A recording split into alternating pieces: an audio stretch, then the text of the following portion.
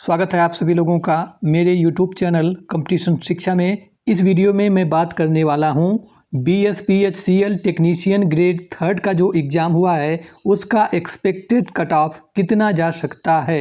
जितना मैंने cut off इस वीडियो में बताया है, अगर आपके उतने मार्क्स हैं तो आप बिल्कुल निश्चिंत हो जाइए, आपका सिलेक्शन इस बार इस वैकेंसी में हो रहा है। ठीक है। और इस वीडियो में मैं मेल की कैटेगरी वाइज अलग कट ऑफ बताया हूँ और फीमेल की कैटेगरी वाइज अलग कट ऑफ बताया हूँ। और मैं इस वीडियो में यह भी बताऊंगा कि आप लोगों का रिजल्ट जो है कब तक आने की संभावना है और रिवाइज आंसर की में जो है कितने मार्क्स जो है आपके बढ़ेंगे। यानी आयोग जो है जब अपना रिवाइज आंसर की जारी करेगा तो उसमें जो है कितने क्वेश्चन के विकल्पों को आयोग बदल सकता है। इन सभी के बारे में हम बिल्कुल डिटेल से चर्चा करने वाले हैं इस वीडियो में, तो अंत तक इस वीडियो में बने रहिए। सबसे पहले आपके सारे डाउट इस वीडियो को देखने के बाद क्लियर हो जाएंगे। ठीक है। तो आइए सबसे पहले हम लोग कुछ बेसिक जानकारी जान लेते हैं, उसके बाद इस वीडियो के अंत में मैं आप लोगों को बताऊंगा कि कौन सा शिफ्ट हार्ड रहा और कौन सा शिफ्ट मॉडरेट रहा, कौन सा शिफ्ट इजी रहा, क्योंकि उसी हिसाब से आपके नॉर्मलाइजेशन में मार्क्स जो है बढ़ने वाले हैं और एक्सपेक्टेड कट ऑफ के बारे में बात करूंगा। ठीक है। तो आइए सबसे पहले हम लोग कुछ बेसिक जानकारी जान लेते हैं, यह जानना हमारे लिए आवश्यक है। तो मैं बता दूं, इसमें जो है टोटल जो फॉर्म पड़े थे 3 लाख कैंडिडेट ने इसमें फॉर्म को अप्लाई किया था।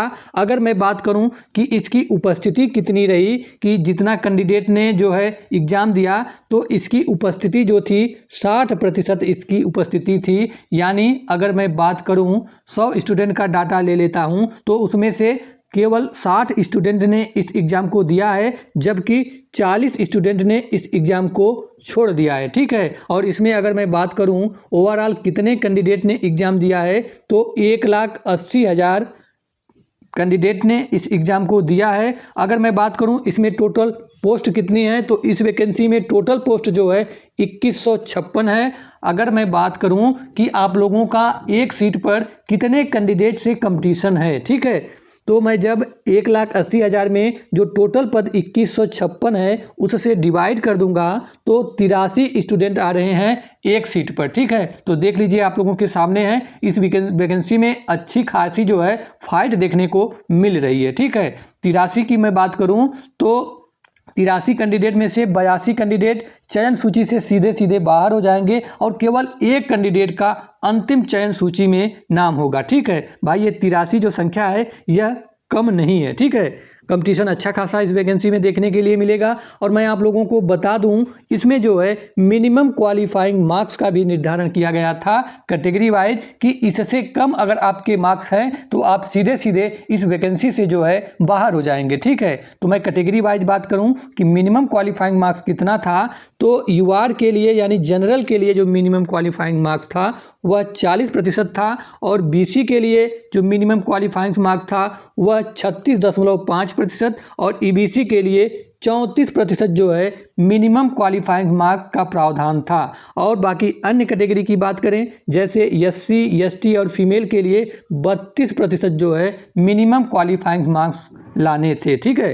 तो आइए देखते हैं हम लोग आगे। और पता है आप लोगों के एग्जाम में टोटल जो है 100 क्वेश्चन पूछे गए थे। ठीक है। और वो 100 क्वेश्चन जो है 100 मार्क्स के थे, यानी आपका एक क्वेश्चन जो है आपका 1 मार्क्स का था इस एग्जाम में। अगर मैं बात करूं भाई 100 क्वेश्चन में किस किस सब्जेक्ट से कितने कितने प्रश्न पूछे गए थे, तो मैं आपको बता दूं 100 क्वेश्चन में से हिंदी के 10 प्रश्न पूछे गए थे, जीके के 10 प्रश्न पूछे गए थे और रीजनिंग के जो है 10 प्रश्न पूछे गए थे और कंप्यूटर के 15 प्रश्न पूछे गए थे और जो टेक्निकल पेपर था उससे जो है 50 क्वेश्चन पूछे गए थे।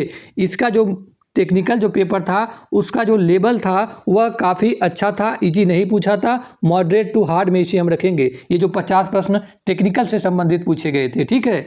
तो आइए इसके बाद हम लोग देख लेते हैं। और आप लोगों के एग्जाम में इंग्लिश के जो है टोटल 5 क्वेश्चन पूछे गए थे, तो इस प्रकार नंबर ऑफ क्वेश्चन जो है 100 बनते हैं।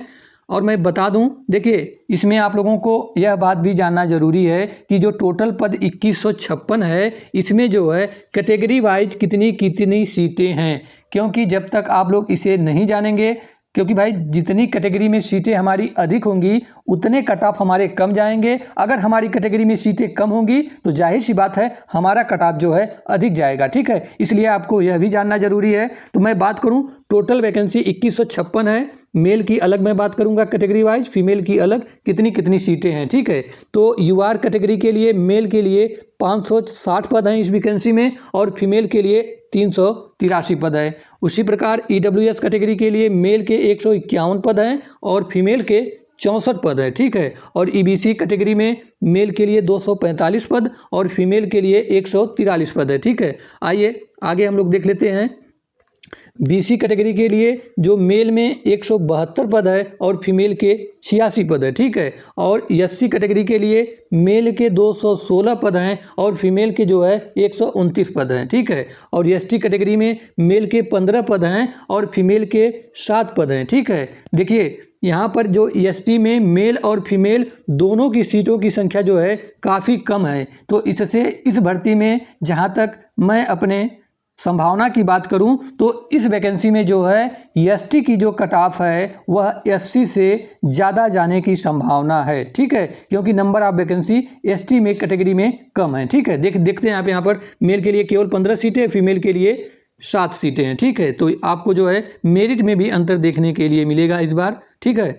अब मैं बात करूं कि इसका आंसर की जो है आ गया है और आप लोगों ने मिला भी लिया होगा कि आपके 100 क्वेश्चन में से कितने क्वेश्चन सही हो रहे हैं और कितने क्वेश्चन गलत हो रहे हैं और आपके रॉ मार्क्स जो है कितने बन रहे हैं। जो वास्तविक मार्क्स है आपका कितना बन रहा है आप लोगों ने मिला लिया होगा। तो आप लोग कैटेगरी वाइज कमेंट करिएगा कि आपके किस दिन एग्जाम हुए थे, किस शिफ्ट में हुए थे और आपके कितने मार्क्स बन रहे हैं, ठीक है। ताकि उसके आधार पर मैं आप लोगों को फीडबैक दे पाऊंगा कि आपके सिलेक्शन होने के कितने प्रतिशत चांस हैं, ठीक है। और मैं बता दूं इसका रिवाइज आंसर की अभी आने वाला है, ठीक है। जल्दी इसका रिवाइज आंसर की आ जाएगा। इसमें जो है आयोग 3 से 4 प्रश्नों के विकल्पों को बदल सकता है, ठीक है। हालांकि इसमें काफ़ी प्रश्नों पर आपत्तियां डाली गई हैं, लेकिन आयोग ज़्यादा प्रश्नों के विकल्पों को चेंज नहीं करने वाला है। केवल 3 से 4 प्रश्नों के विकल्पों को आयोग चेंज कर सकता है। इससे होगा क्या, कई कैंडिडेट के जो मार्क्स हैं जितना उन्होंने अभी तक मिला के रखा हुआ है उसका मार्क्स बढ़ने वाला है और कई कैंडिडेट के जो मार्क्स हैं वह रिवाइज आंसर की आने के बाद घटने वाले भी हैं, ठीक है। तो रिवाइज आंसर की का आप लोग इंतजार करिए। देखिए तो ये रहा। अब मैं बता देता हूँ आप लोगों को कि आप लोगों का जो एग्ज़ाम हुआ था उसमें कौन सा शिफ्ट हार्ड है और कौन सा शिफ्ट जो है मॉडरेट है और कौन सा शिफ्ट जो है इजी है, ठीक है। आप लोग देख लीजिए आप लोगों का किस शिफ्ट में एग्जाम था, क्योंकि भाई हार्ड शिफ्ट में जिसका एग्जाम है उसके मार्क्स बढ़ेंगे, मॉडरेट में हार्ड की अपेक्षा कुछ कम मार्क्स बढ़ेंगे, जबकि जो इजी शिफ्ट है मेरा मानना है कि उसमें ना ही मार्क्स बढ़ेंगे ना ही उसके मार्क्स घटेंगे। जितना कैंडिडेट ने किया है इजी शिफ्ट में उसके मार्क्स जो है सेम रहने की संभावना है, ठीक है। तो देखिए सबसे पहले आप लोग देख लीजिएगा आप लोगों का किस शिफ्ट में एग्जाम है और मॉडरेट शिफ्ट में है कि हार्ड शिफ्ट में है कि इजी शिफ्ट में है, ठीक है। सबसे पहले मैं बात करता हूं हार्ड शिफ्ट में कौन कौन सा था, ठीक है। तो जो 16 जुलाई का सेकंड शिफ्ट है वह हार्ड माना जा रहा है और 16 जुलाई का फर्स्ट शिफ्ट, 13 जुलाई का सेकंड शिफ्ट हार्ड माना जा रहा है, 15 जुलाई का फर्स्ट शिफ्ट, 11 जुलाई का थर्ड शिफ्ट, 20 जुलाई का थर्ड शिफ्ट और 13 जुलाई का थर्ड शिफ्ट हार्ड माना जा रहा है। उसके बाद मैं बात करूं कौन कौन सा शिफ्ट हार्ड है, 12 जुलाई सेकेंड शिफ्ट देख लीजिएगा आप लोग, 16 जुलाई थर्ड शिफ्ट, 14 जुलाई थर्ड शिफ्ट, 15 जुलाई थर्ड शिफ्ट, 17 जुलाई सेकेंड शिफ्ट, 18 जुलाई थर्ड शिफ्ट, 18 जुलाई सेकेंड शिफ्ट, 14 जुलाई सेकेंड शिफ्ट, 19 जुलाई सेकेंड शिफ्ट। ये जो मैंने शिफ्ट बताया यह हार्ड शिफ्ट की कैटेगरी में है। और मैं बता दूं जिसका हार्ड शिफ्ट में एग्जाम हुआ है उसके जो है 6 से 8 मार्क्स जो है बढ़ने की पूरी संभावना है, ठीक है। तो इसमें मैं बात करता हूं कि भाई मॉडरेट शिफ्ट में कौन कौन सा शिफ्ट शामिल है। तो मॉडरेट शिफ्ट में 19 जुलाई का फर्स्ट शिफ्ट बताया जा रहा है और 17 जुलाई का फर्स्ट शिफ्ट, 17 जुलाई का थर्ड शिफ्ट, 10 जुलाई का फर्स्ट शिफ्ट, 18 जुलाई का फर्स्ट शिफ्ट, 19 जुलाई का थर्ड शिफ्ट, 11 जुलाई का सेकंड शिफ्ट और 22 जुलाई का सेकंड शिफ्ट। ये जो सभी शिफ्टें हैं मॉडरेट बताई जा रही हैं।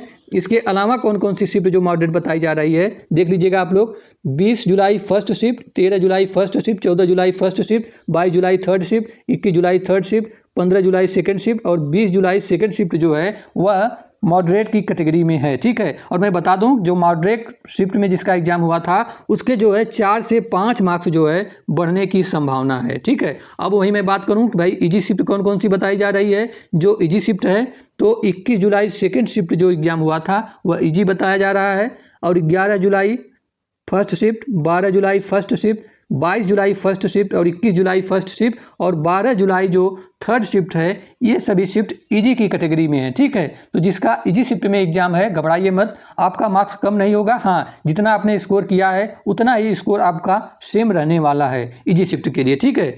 और मैं बता दूं भाई इसमें जो है नॉर्मलाइजेशन भी होगा, ठीक है।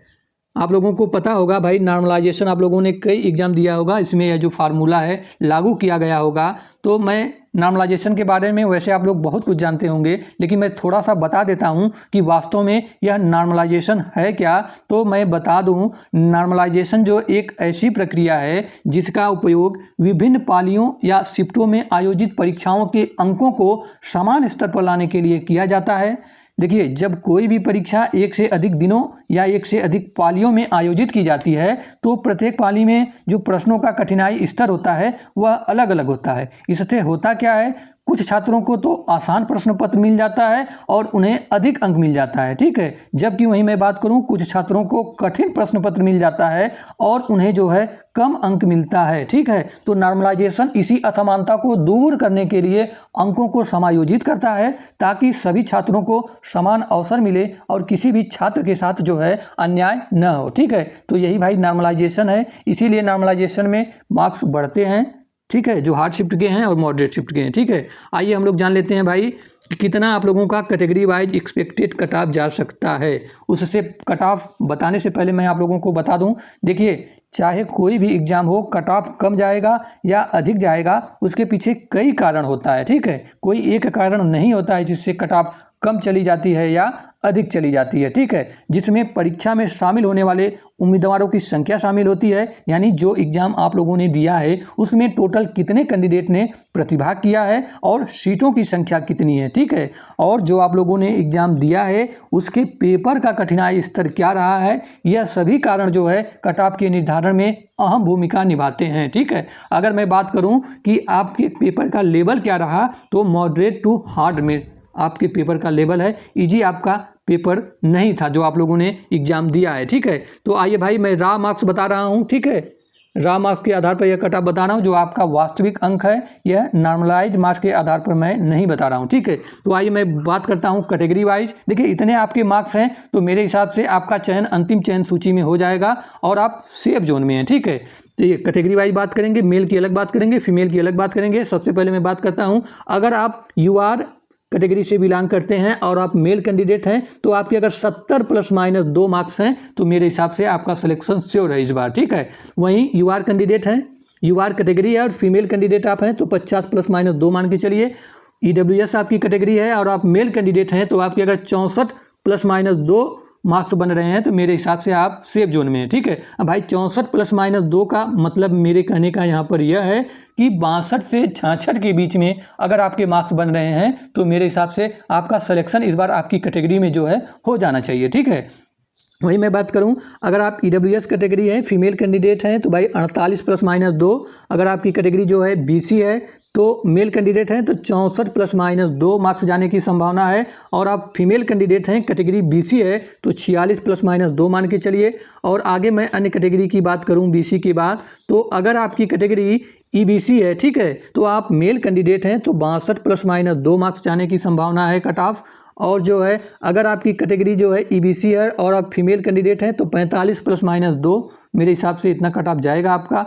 वहीं मैं बात करूं अगर आपकी कैटेगरी SC है और आप मेल कैंडिडेट हैं तो 55 ± 2 कट ऑफ जाने का संभावना है, ठीक है। वहीं मैं बात करूं SC कैटेगरी फीमेल के लिए 40 ± 2, और मैं बात करूं अगर आपकी कैटेगरी ST है और आप जो है मेल कैंडिडेट हैं तो आपके अगर 56 ± 2 मार्क्स हैं तो मेरे हिसाब से आपकी कैटेगरी में आपका सिलेक्शन हो जाना चाहिए, ठीक है। वहीं आप फीमेल कैंडिडेट हैं, आपकी कैटेगरी ST है तो 42 ± 2 पे मेरे हिसाब से आपका सिलेक्शन हो जाएगा। देख रहे हैं मैंने यहाँ पर जो कट ऑफ बताया है SC से ज़्यादा कट ऑफ बताया है ST का, देख लीजिए ठीक है। तो इस वैकेंसी में ऐसा होने वाला है क्योंकि एसटी में जो पदों की संख्या है मेल और फीमेल दोनों की काफ़ी कम है। ठीक है। वही मैं बात करूं, अगर आपकी कैटेगरी भाई फ्रीडम फाइटर है तो आप अगर 44 ± 2 मार्क्स आपके बन रहे हैं आउट ऑफ 100 में से, तो मेरे हिसाब से आपका सिलेक्शन जो है हो जाएगा। ठीक है। और मैं बात बता दूं आप लोगों को कि ये मेरे द्वारा बताया गया भाई अनुमानित कट ऑफ है। ठीक है। वास्तविक कट ऑफ नहीं है, क्योंकि वास्तविक कट ऑफ तो हमें उसी दिन जानकारी लगती है जिस दिन आयोग फाइनल रिजल्ट जारी करता है। ठीक है। बाकी उसके अलावा वास्तविक कट ऑफ पूरे यूट्यूब पर आप लोगों को कोई नहीं बता सकता है। ठीक है। और अंत में आप लोगों से एक छोटा सा रिक्वेस्ट है, अभी तक इस चैनल को सब्सक्राइब नहीं किए हैं तो चैनल को सब्सक्राइब कर लीजिए और बेल आइकन को ऑन कर लीजिए, ताकि इस वैकेंसी से संबंधित मैं कोई भी सूचना लाऊं तो आप लोगों तक सीधा सीधा जो है पहुंच जाए। ठीक है। और मैं बात करूं अंत में भाई कि इसका रिजल्ट कब तक आने की संभावना है। ठीक है। अगर मैं बात करूं कि इसका रिजल्ट कब तक आने की संभावना है, तो इसका रिजल्ट जो है 15 से 20 सितंबर, ठीक है, 15 से 20 सितंबर के बीच में इसका रिजल्ट जो है आ सकता है। ठीक है। और अंत में भाई आप लोग अपनी कैटेगरी बताइएगा कि आप किस कैटेगरी से बिलोंग करते हैं और आपके किस शिफ्ट में एग्जाम हुए हैं, हार्ड वाले में हैं कि मॉडरेट वाले में हैं कि इजी वाले में हैं, वह लिखिएगा और अपने मार्क्स बताइएगा कि आपके कितने मार्क्स हैं, कमेंट करिएगा, उसी के आधार पर मैं आप लोगों को रिप्लाई दे पाऊंगा। ठीक है। अंत में चैनल को सब्सक्राइब करिए। तब तक मिलते हैं नेक्स्ट वीडियो में, तब तक के लिए जय हिंद जय भारत। और कमेंट जरूर करिएगा कि आपके कितने मार्क्स हैं और इस वैकेंसी से संबंधित आपकी कोई भी क्यूरी हो, ठीक है, तो बिल्कुल कमेंट में आप लोग पूछ सकते हैं। ठीक है।